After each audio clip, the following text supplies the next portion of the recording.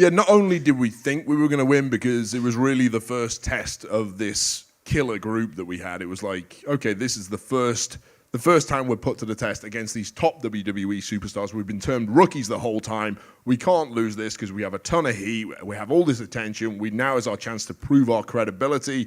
We'll win this. And then we were told a week beforehand by one of the agents, I can't remember who, that, yeah, you guys are going to be winning. We're just figuring out all the details.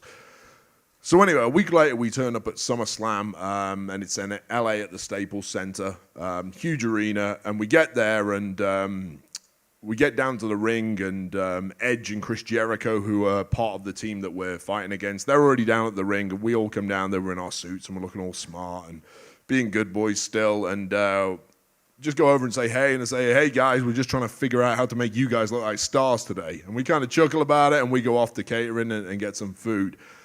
And then we come back down later on, and we're pulled to one side, and Arn Anderson says, hey, guys, here's the finish. It's going to be you eliminating him. He's going to eliminate this guy's going to eliminate this one. So it's kind of like, dominoes are falling. This guy's out. And then we get down to the final three, which is myself and Justin Gabriel on the Nexus side against John Cena. And then we're told, okay, and Cena's going to beat you both and go over. At which point, I kind of thought he was joking just to gauge our reaction. And now I realized, no, he's not joking. This is serious. John's going over. So we bring up, why is John going over? We really need to win this match. And Arn puts his hands up and says, nothing to do with me. You've got to go and speak to Vince about this. So trying to get your hands on Vince during a pay-per-view day or a TV day or anything is tough. So it took about an hour or so for us to track him down and wait outside his office and get to speak to him. We go in there and have a chat with him and say, hey, Vince, here's the situation. We've just been told that John's going over in this match. We think it's a bad idea. We think we need to go over.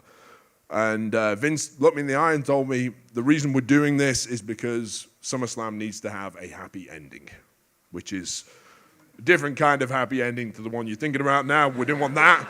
We wanted one of the kids to go home happy, which, so there's not a lot you can do at that point. We've argued our case. Vince, we need to go over. No, here's what I need. I need this to go over well at the end. I need the kids to be happy. So I knew at that point I was being lied to. I knew it was a nonsense. It was a nonsense reply. I didn't believe it at all, and I don't believe it to this day. I thought it was a terrible idea. I don't think you'll find anybody who will come forward and say, at any level of wrestling, says, yeah, that was the right decision that day, but that's what it was, and there was nothing we could do about it. The decision had been made. How they got to that decision, I don't know, but Vince looked me in the eye and told me that was the reason. I don't believe it, but there we go.